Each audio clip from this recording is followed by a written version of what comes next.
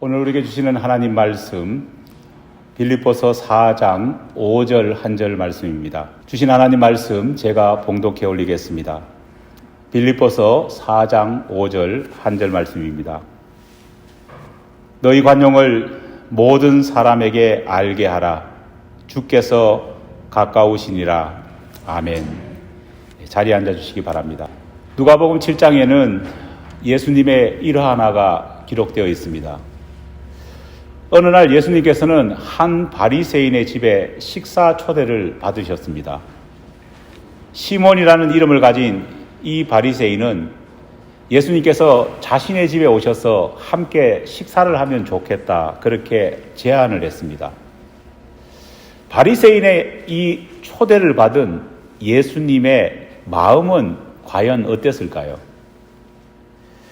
예수님과 바리새인의 이 관계를 깊이 우리가 이해하고 있다면은 식사 초대를 받았던 예수님의 마음이 그렇게 편한 것은 아니라는 것을 짐작할 수 있습니다. 왜냐하면 예수님과 바리새인들 사이의 관계는 그렇게 좋지 못했기 때문입니다. 당시 바리새인들은 평범한 대부분의 유대인들로부터 존경과 사랑을 받는 그런 집단이었습니다. 그들은 다윗 솔로몬 왕국이 분열된 이후에 어떻게 보면 이스라엘 민족이 마지막으로 세운 통일 왕국인 이 마카비 왕국이라는 것을 세우는데 중추적인 역할을 했던 사람들입니다. 당시 이스라엘 지역을 통치하고 있던 셀리쿠스 제국의 안티오쿠스 4세는 유대인들을 굴복시키기 위해, 특별히 유대인들을 굴복시키기 위해서는 종교적으로 굴복시켜야 된다. 그 마음 아래서 유대 지역을 완전히 헬라화 시켜버리겠다 결심을 합니다. 그래서 어느 날 유대인의 성전에 제우스 신상을 세우고 돼지를 잡아 그 피를 뿌려가면서 제사를 드렸습니다. 유대인들은 이 모습을 보면서요, 경악을 금치 못했습니다. 여러분 한번 생각해 보십시오. 거룩한 하나님의 집에 제우스 신상이 세워진 것만 해도요, 정말 놀랄 만한 일 아닙니까? 그런데 유대인들이 가장 더럽다고 생각하는 짐승인 돼지를 잡아 그 피를 거룩한 성전 곳곳에 뿌리면서 그들의 제사를 지냈던 겁니다. 유대인들이 보기에는 이것보다 더 심한 범죄는 있을 수 없는 겁니다. 유대인들은 당장 안티오쿠스 이 4세에 대항해서 저항운동을 시작합니다. 그리고 이 저항운동이 육체적으로나 정신적으로 계속해서 퍼져나갑니다. 바로 이 저항운동의 중심, 핵심 역할을 했던 사람들이 누구냐? 하시딤이라고 불리는 사람들이었는데, 바로 이 하시딤이라고 불렸던 경건한 무리로 칭함을 받았던 그 사람들의 후예가 누구냐? 바로 바리새인들이었습니다. 이들은 결국 안티오쿠스 4세와의 전쟁에서 승리를 거둔 다음 마침내 유대 지역의 마카비 왕국이라는 왕국을 설립합니다. 이 왕국이 현생 이스라엘이 태동되기 전에 마지막 이스라엘의 통일 왕국입니다. 이런 역사적 배경을 가진 바리새인들이었기 때문에 정말 유대인들은 이 하시딤의 후예인 바리새인들을 자신들의 영적인 지도자임은 물론 나라를 구한 애국 지사로 그렇게 여겨왔습니다. 우리가 마치 안중근 의사나 유관순 열사에 대해서 남다른 존경의 마음과 애정을 가지고 있는 것과 비슷한 마음으로 당시 유대인들은 바리새인들에게 그런 시각을 가지고 있었던 겁니다. 하지만 이렇게 평범한 유대인들로부터 율법의 지킴이로, 그리고 나라를 사랑하는 애국지사로 여겨졌던 이 바리새인들은요, 예수님 시대에 와서는 엄청나게 타락해 있었습니다. 사람들이 보는 앞에서는 나름 경건한 모습, 나라를 사랑하는 그런 모습을 보였습니다. 하지만 사람들이 보지 않는 곳에서는요, 전혀 다른 모습을 보입니다.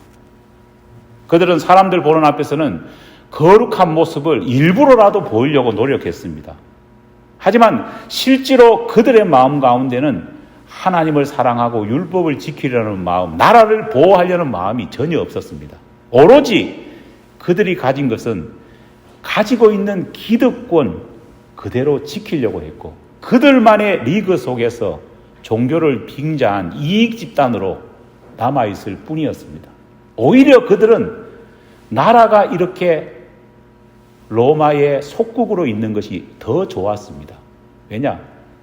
로마와 관계만 잘 맺으면 그들의 기득권은 계속해서 지켜질 수 있었기 때문입니다.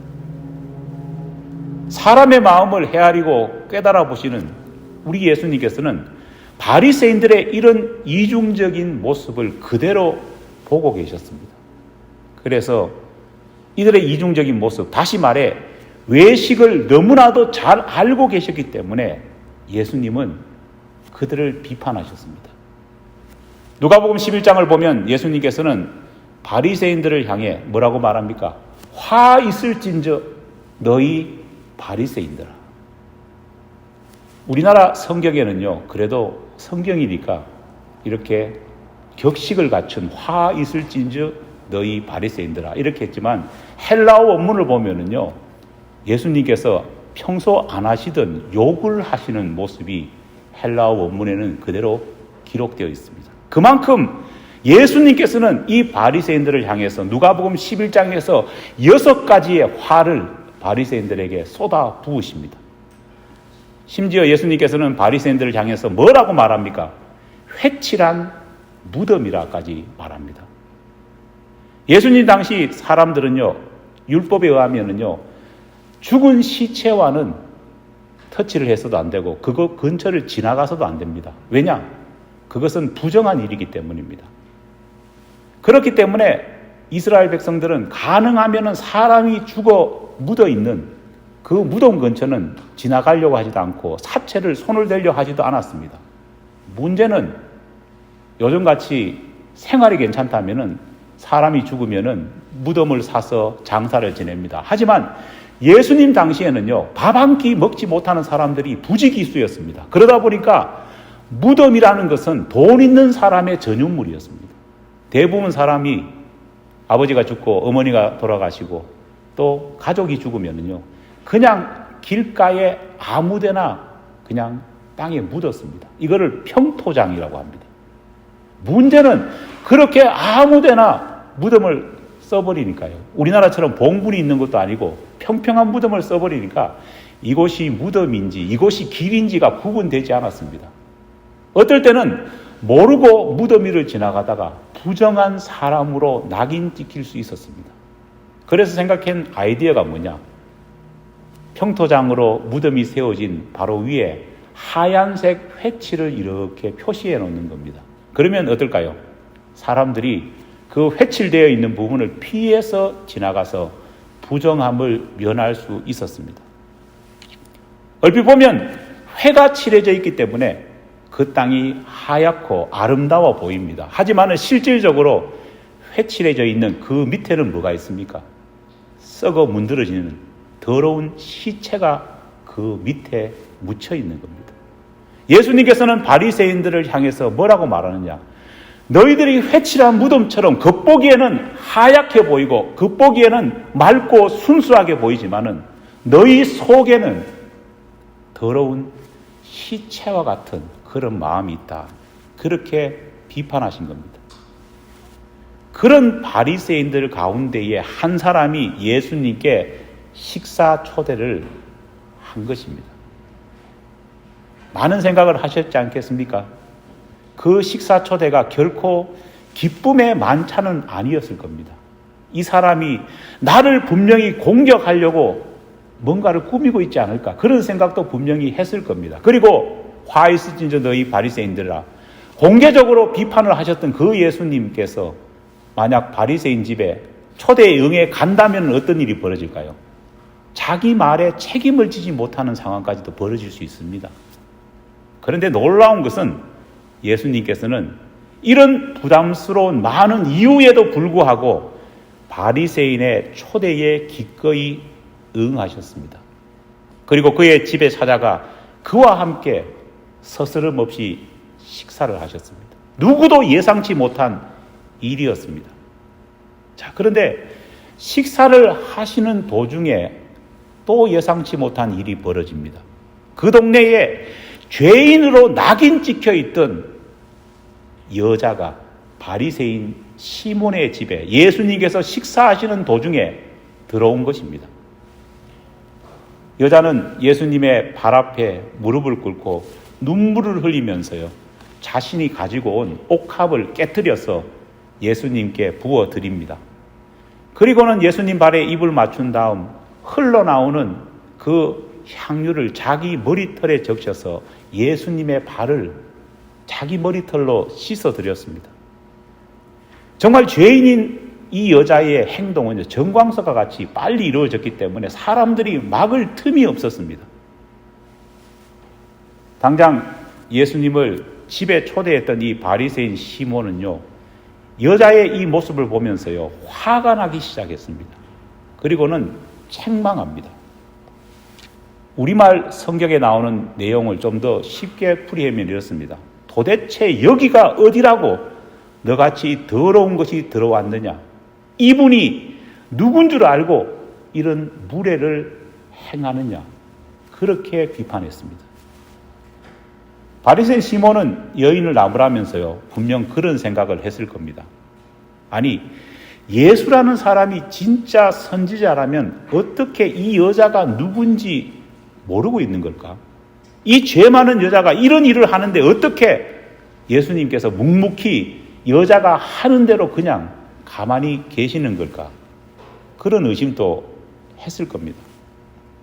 바리새인 시몬은 자신처럼 정결하고 자신처럼 거룩하고 자신처럼 유대인들로부터 존경을 받는 다른 레벨의 사람들만이 예수를 만나서 예수의 말씀을 듣고 예수님과 대화할 수 있다, 그렇게 생각했는데 자신과는 완전히 다른 바닥 인생이 이렇게 와서 예수님께 무릎을 꿇어서 뭔가를 하는데 예수님이 가만히 계시니까 도무지 이해할 수 없었던 것입니다. 하지만 예수님께서는 바로 바리새인 시몬의 이런 마음을 꿰뚫어 보셨습니다. 그리고는 시몬을 향해서 말씀하십니다. 너는 내가 내 집에 들어올 때 발 씻을 물도 주지 않고 내게 입 맞추지도 않고 내 머리에 감람류조차 붓지 아니하였지만 죄인인 이 여자, 비난받는 이 여자는 내게 모든 것을 해주었다는 겁니다. 예수님의 이야기를 들어보면요, 예수님의 이 초대에 있어서 예수님이 얼마나 홀대받았는지를 알 수 있습니다. 여러분, 유대인들은 기본적으로 아무리 신분이 낮은 사람이라도 집에 들어오면은요, 뭘 합니까? 발 씻을 물을 줍니다. 그리고 초청받은 사람이라면은 당연히 발을 씻을 물을 주고 종이 있다면은 발을 씻어 주어야 합니다. 하지만은 시몬은 어땠을까요? 해주지 않았다는 겁니다. 유대인들은 사람을 만나면은 기쁨의 입맞춤을 합니다. 하지만은 바리새인 시몬은 어땠습니까? 입맞춤조차 하지 않았다는 겁니다. 감람류도 붙지 않았습니다. 실제로 초대는 했지만은 바리새인 시몬의 마음 가운데는 뭐가 있었습니까? 예수님에 대한 좋은 감정보다는 예수님을 향한 경멸의 마음이 여전히 있었다는 겁니다. 하지만 그것을 아심에도 불구하고 예수님은 그와 식사를 나누시고 그를 품으셨다는 것을 알 수 있습니다. 안타깝게도 바리새인 시몬은 겉다르고 속다른 외식의 모습을 보였습니다. 하지만 예수님께서는 그런 바리새인 시몬을 향해서도, 시몬보다 더 많은 죄를 저지르고 있는 이 여인을 향해서도 예수님께서는 사랑을 베푸시면서 오늘 성경 본문에 나오는 관용을 베푸시는 것을 볼 수 있습니다. 누가복음 19장에도 주님의 일화가 기록되어 있습니다. 어느 날 예수님께서 제자들과 함께 여리고를 방문했습니다. 당시 여리고는 이스라엘에서 대표적인 부자들이 모여 사는 부촌이었습니다. 우리가 사마리아인의 그 이야기를 보면은요, 강도를 만나지 않습니까? 어떤 사람이. 왜 강도가 거기 있었느냐? 예루살렘과 여리고 사이에는요, 여리고는 부자들이 모여 사는 마을이었기 때문에 강도짓을 해도 남을 수 있는 그런 것들이 많았기 때문입니다. 여리고는 수도 예루살렘과 바로 인접해 있는 위성 도시였습니다.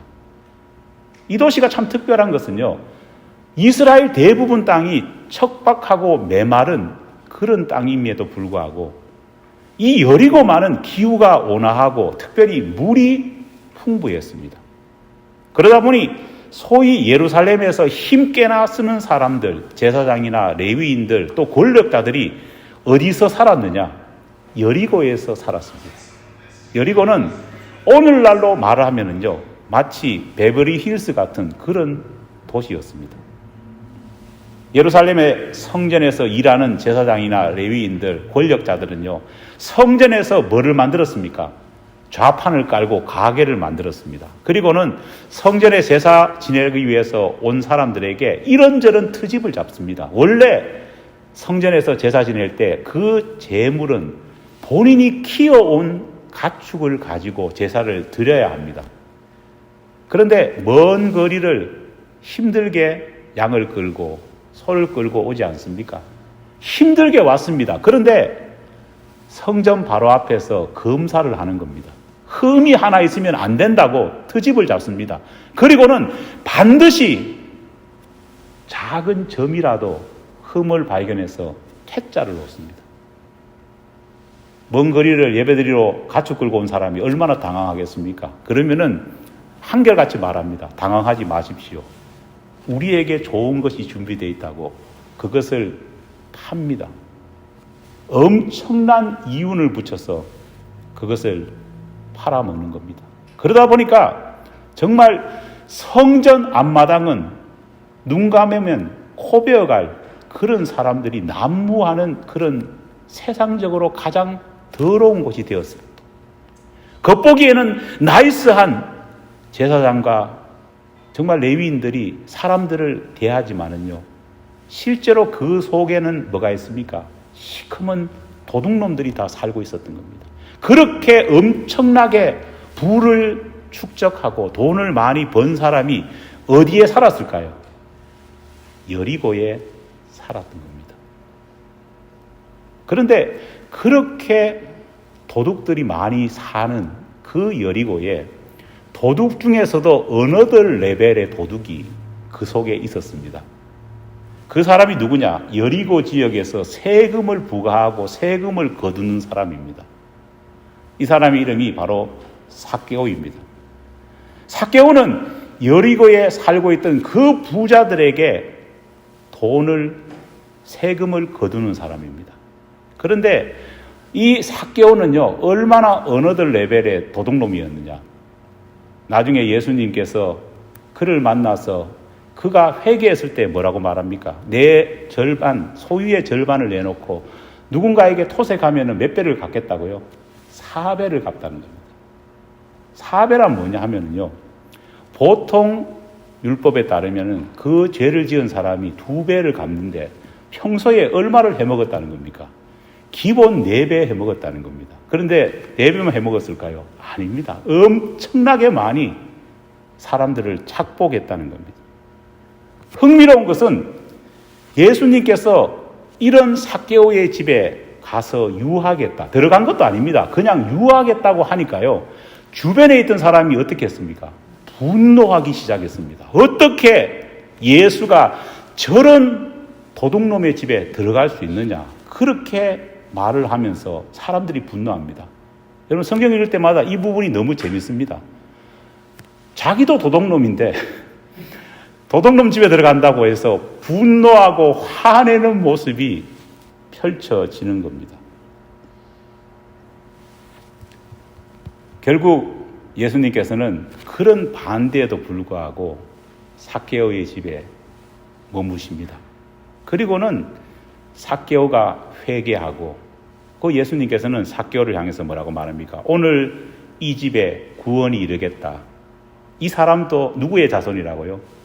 아브라함의 자손이다. 말씀하는 겁니다. 삭개오의 선은 내가 토색한 것이 있다면 4배 갖고 일단 소유의 절반을 다른 사람을 위해서 나누겠습니다. 이렇게 선언을 들었을 때 마을 사람들의 반응이 어땠습니까? 박수 치면서 기뻐해 주지 않았습니다. 그렇잖아요. 오히려 성경의 기록을 보면은요, 결코 그렇지 않았다는 것을 알 수 있습니다. 여러분, 성경에는 이 뒷부분이 자세히 기록되어 있지는 않습니다. 하지만은 분명한 것은 마을 사람들이 삭개오의 이 고백을 보면서요, 어떤 생각을 가졌는지는 알 수 있습니다. 왜냐? 그들은 삭개오가 이렇게 변화된 모습을 보면서요, 자기 자신의 죄를 회개하면서 더 이상 예루살렘 성전에서 사람들을 착복하는 일을 그만뒀느냐? 아닙니다. 그 이후에도 예루살렘 성전에서는 제사를 지는 사람들을 착복하는 일을 계속했고, 아니 심지어 착복하는 퍼센테이지가 더 높아지는 것을 볼 수 있습니다. 누가는 자신의 복음서를 기록하면서요, 이 두 일화를 사람들에게 들려주면서요, 하나님이 너희들에게 깨닫기를 원하시는 것이 뭔지 독자들에게 묻습니다. 오늘 본문 말씀을 보면은 사도 바울은 그것이 뭐냐? 관용이라 그렇게 말하고 있습니다. 우리가 잘 아는 대로 누가는 사도 바울과 함께 선교 여행을 같이 했고, 사도 바울이 죽을 때 마지막 순간까지 지켰던 사람이 누가입니다. 그렇기 때문에 사도 바울이 전하는 예수의 복음의 핵심이 뭔지를 가장 잘 알았던 사람이 누가입니다. 누가는 사도 바울의 말씀을 그 복음서에 녹아내면서 정말 예수님이 원하시고 사도 바울이 선포했던 가장 중요한 신자의 마음이 뭐냐? 바로 관용이라 그렇게 말을 합니다. 오늘 본문에 보면은 너희 관용을 어떻게 하라고요? 모든 사람들에게 알려라. 주의 나라가 가까이 왔다 말합니다. 예수님께서 바리새인 시몬의 집에 가신 이유는 바로 관용을 베푸신 것입니다. 예수님께서 삭개오의 집에 들어가신 것 역시도 관용을 베푸신 겁니다. 여러분, 근데 관용이 어떤 걸까요? 오늘 본문 말씀에서 보면은 관용이라는 말이 나오는데요. 이 말을 헬라어 원문을 보면은 에피에이케이아라고 하는 단어를 사용합니다. 근데 사실 이 에피에이케이아라는 이 헬라어 단어는 우리말로 번역하기가 굉장히 까다로운 말입니다. 영어 성경을 봐도요, 이 단어가 번역하기가 얼마나 힘든지를 알 수 있습니다. 왜냐? 각 성경 버전마다 다 다른 단어로 사용하고 있기 때문입니다. 킹 제임스 버전을 보면은요, 이 단어를 moderation, 적절함이라고 번역하고 있고, NIV를 보면은 gentleness라고 번역하고 있고, 온화함이죠. ESV를 보면은요, reasonableness라고 되어 있습니다. 합리적인 것. 이 외에도 어떤 성경을 보면은요, patience, 인내라고 번역한 데도 있고, 어떤 것을 보면은 forbearance, 자제라고 하는 단어로 번역하기도 했고, 또 다른 것을 보면은요, softness, 부드러움이라고 표현하기도 했습니다. 전체 성경을 제가 나름대로 다 찾아보니까요, 이 영어 성경에 번역한 부분을 두 카테고리로 나눌 수 있었습니다. 첫 번째는 이 관용을 어떤 식으로 번역했느냐? 적절함, 인내, 엄격한 자제력이라고 하는 그런 부분으로 번역을 한 부분이 있습니다. 다른 부분에서는 또 어떻게 번역했냐? 온화함, 합리적인 부드러움이라고 하는 부류로 번역했습니다. 여러분, 엄격한 자제력이라는 말과 온화함, 부드러움은 서로 반대되는 것이 보이지 않습니까? 그런데 이 단어를 번역하면서 그렇게 번역을 한 것입니다. 한쪽은 마치 재판관이나 군인을 연상시킬 수 있는 그런 말로 관용을 번역했습니다. 공정이라는 단어가 생각날 만큼 절도 있고 원리, 원칙을 지켜야 하는 것이 관용이라 그렇게 번역하고 있는 겁니다. 그런데 이 같은 단어를 다른 성경을 보면은요, 마치 어머니의 사랑이 그려질 만큼 부드럽고 온화한 그런 모습으로 번역하고 있는 겁니다. 전문 헬라어 사전을 제가 찾아보니까요. 관용이라는 이 FAKR라고 하는 이 단어를 어떻게 설명하고 있느냐. 제가 한번 읽어드리겠습니다. 이게 영어 사전이기 때문에 제 영어로 그냥 읽겠습니다. Justice and something better than justice. Justice and something better than justice. 우리말로 번역하면 뭡니까? 정의, 그러나 정의보다 더 나은 그 무엇. 사전 찾아보려고 뜻을 알기 위해서 사전을 찾아봤는데 더 헷갈립니다. 여러분, 그러나 이 사전 내용 가운데에 이 관용을 표현하는 말 가운데 우리에게 분명히 주는 교훈이 있습니다. 기독교 신앙은요, 정의, 공정을 추구하는 것이지만은 동시에 정의, 공정에만 머무는 것이 아니라 정의, 공정을 넘어서 성취해야 될 그 무언가가 있다는 것을 우리가 알 수 있습니다. 여러분, 수많은 교파와 수많은 기독교인 중에요, 정의, 공정에 목숨 거는 사람들이 얼마나 많습니까? 그렇잖아요. 하지만 하나님께서는 정의, 공평보다 더 이상의 것을 원하시고 있다는 사실을 우리가 알아야 합니다. 단지 정의와 공평에만 머무르게 되면은요, 누가 될까요? 바리새인이 됩니다. 그 너머에 있는 것을 아는 것이 신앙의 본질이고 오늘 우리가 살펴보고 있는 관용의 본질이라는 것입니다. 하나님께서는 이스라엘 백성들에게 뭘 주셨습니까? 율법을 주셨습니다. 율법을 한마디로 요약하면 뭘까요? 정의와 공정입니다. 율법의 조문대로 그대로 따르고 지켜라는 겁니다. 여기에는 예외가 없다는 겁니다. 대표적인 예가 있습니다. 블레셋과의 전쟁에서 법궤를 가지고 나갔다가 뺏기지 않습니까? 다행히 법궤가 돌아옵니다. 그런데 블레셋 도시들에게 하나님께서 내리신 저주를 보고요, 블레셋 사람도 놀라고 이스라엘 사람들은 더 놀래가지고 법궤를 어찌할 바를 모릅니다. 결국은 이 법궤가 20년 동안 기럇 야림에 있는 아비나답의 집에 그냥 방치해 둡니다. 왜냐? 이거 가져가려고 하니까요, 겁이 나서 가져갈 사람이 없는 거예요. 20년 동안 방치해 있다가 다윗이 드디어 예루살렘 다윗 성으로 법궤를 옮기기로 결정합니다. 얼마나 기쁜 날입니까? 법궤를 옮기는 것을 누가 맡았느냐? 우사라는 사람이 민족을 대표해서 맡았습니다. 참 귀한 일이 아닐 수 없습니다. 그런데 그렇게 법궤를 옮기던 도중에 갑자기 법궤가 실려있던 그 수레가 어떻게 됩니까? 소가 앞에서 날뛰니까 수레가 덜썩였습니다. 그만 잘못하다가 법궤가 땅에 떨어질 상황이 되어버렸습니다. 우리의 우사는요, 책임감을 가지고 법궤를 땅에 떨어질 수 없으니까 법궤를 붙잡았습니다. 여러분, 만약에 여러분이 우사와 같은 법궤를 옮기는 직임을 맡았다면 앞에 소가 날뛰어가지고 법궤가 땅에 떨어지려고 합니다. 어떻게 하시겠습니까? 최영석 집사님 어떻게 하시겠습니까? 떨어져라 하면서 구경하고 있겠습니까? 저라면은요, 본능적으로, 정말 신앙이 있는 사람이라면 본능적으로 법궤를 붙잡지 않겠습니까? 그렇잖아요. 저도 이런 비슷한 경우가 있었습니다.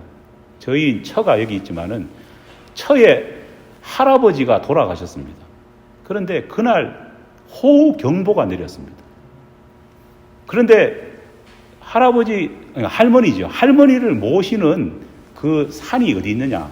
그냥 아무데나 이제 공업묘지에 하셔도 되는데 저 집안은 좀 좋은 집안이라서 그런지 선산에 모셔야 된다는 겁니다. 그리고는 이제 친척들하고 제가 이제 마사이거든요. 마사이가 이제 덩치가 있으니까 들으라고 해가지고 그 비가 억수같이 쏟아지는데 그 관을 메고 이제 선산으로 올라가는 겁니다. 예. 근데 비가 내리니까 얼마나 미끄러운지 몰라요. 우리 집 사람은 그때 집에 있었을 거로 압니다. 예. 왜냐면 비가 오기 때문에. 가는데요, 평소에 같으면은 아무렇지도 않는데 비가 억수같이 쏟아지니까 계곡이 생겼습니다. 근데 계곡을 건너가야 됩니다. 이미 비가 많이 와서 허리춤까지 비가 차였거든요. 물살도 엄청나게 되는데 건너가지 않을 수 없잖아요. 비 온다고 해가지고 여기 묻을 수는 없잖아요. 모실 수는. 가자 해서 갑니다. 가다가 어떤 일이 벌어졌을까요? 관이 물에 떠내려갔습니다. 그때 관을 누가 잡았느냐? 제가 잡았습니다. 제가 관이 떠내려가는 것을 막는다고 관 물살에 몸을 부이고 있었습니다. 결국은 다행스럽게 관은 안 떠내려가고 가서 잘 모셨습니다. 관 떠내려가면 어떡하나 생각할 겨를이 없었습니다. 옆에서 누가 관 떠내려간다 하니까요, 바로 저는 달려들었고 나머지 사람은 솔직히 구경하고 있더라고요. 책임감이 있으면은요, 생각할 겨를이 없습니다. 우사도 그랬을 겁니다. 그런데 안타깝게도 우사의 이 선한 행동, 좋은 행동에 대해서 어떤 결과가 왔습니까? 하나님은 우사를 그 자리에서 즉사시켰습니다. 율법이 바로 이런 겁니다. 정의와 공정이 바로 이런 겁니다. 여러분, 그러나 생각해 보십시오. 만약에 우리 하나님께서 정의와 공정으로만 이 세상을 다스리셨다면요, 어떤 일이 벌어졌을까요? 인류의 첫사람 아담과 하와는 후손을 보기도 전에 이미 죽었을 겁니다. 선악을 알게 하는 나무 열매를 딱 먹으면 어떻게 된다고요? 죽는다고 했으니까 먹는 즉시 어떻게 됐을까요? 바로 죽었을 겁니다.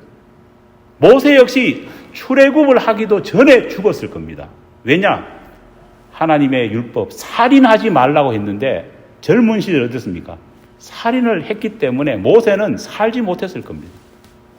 집에 드라밈이라고 하는 우상을 두고 살았던 라헬, 그리고 그 남편 야곱은 어떻게 됐을까요? 우상 숭배하지 말라는 율법을 어겼기 때문에 바로 12지파가 생기기도 전에 죽었을 겁니다. 그렇게 죽었다면은 구속 사회에 중요한 역할을 하는 요셉도 베냐민도 아무도 있을 수 없을 겁니다.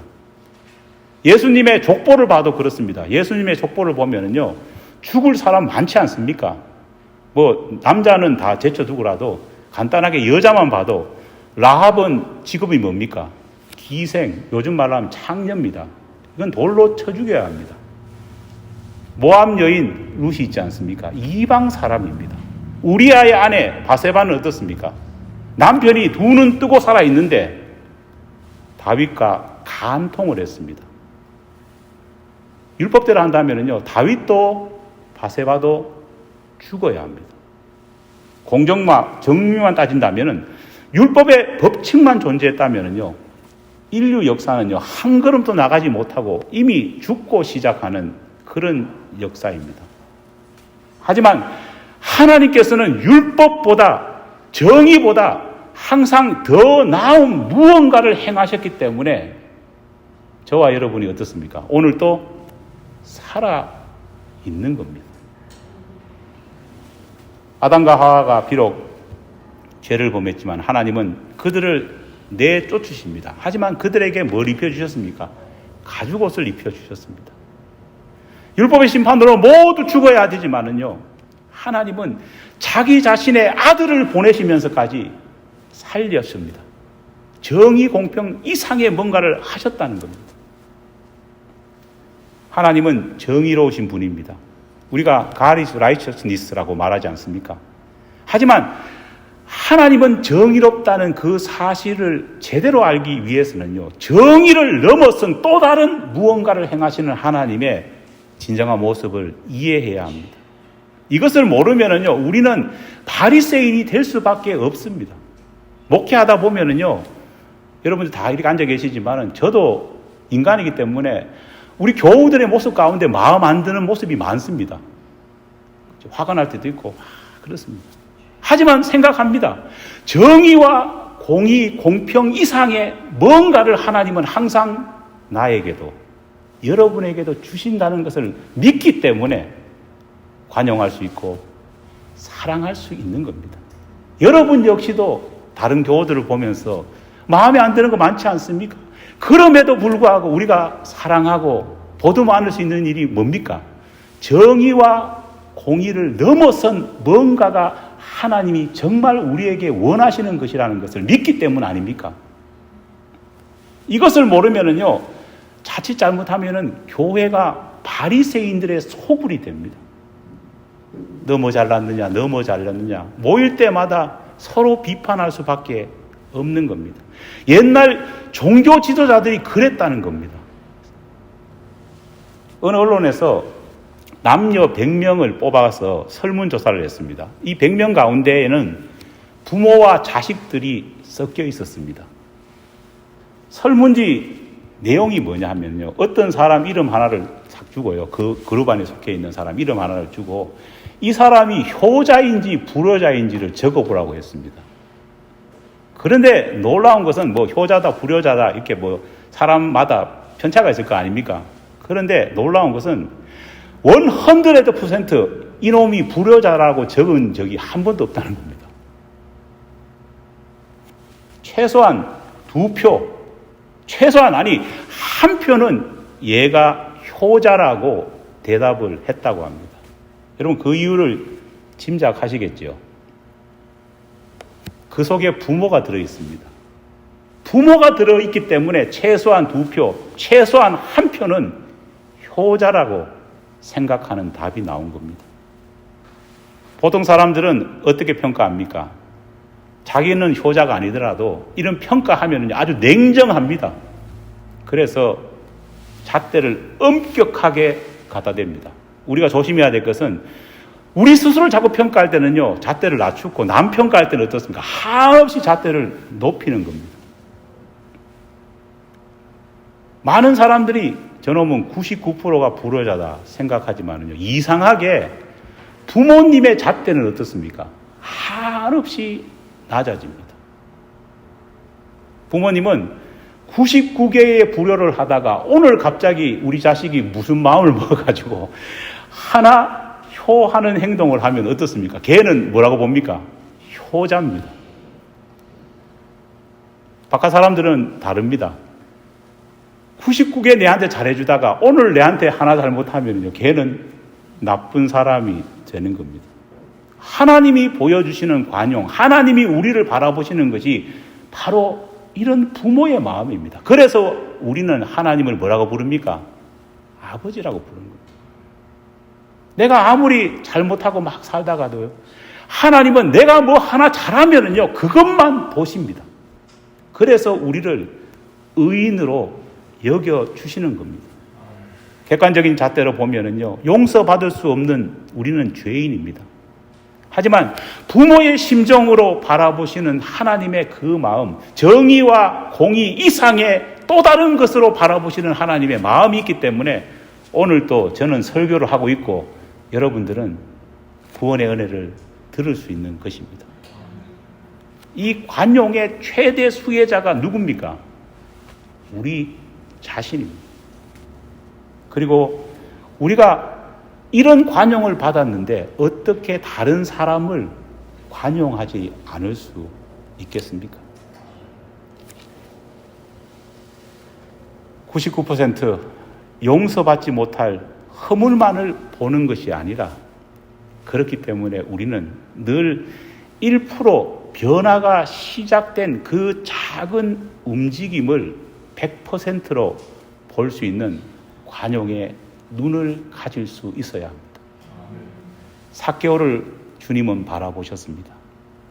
삭개오는 사실 주님이 계실 때 뭘만 했습니까? 말만 했을 뿐입니다. 하지만 주님께서는 삭개오가 저질러 온 그 99%의 죄악보다는 비록 말만 하더라도 변화를 시작하는 이 고백에 집중하셨고 그 고백 가운데에 100%를 내다 보셨다는 겁니다. 사랑하는 여러분, 관용의 마음을 가집시다. 관용은 우리가 먼저 받았기 때문에 우리가 다른 사람들에게 능히 베풀 수 있는 하나님이 주신 은혜입니다. 기도하겠습니다.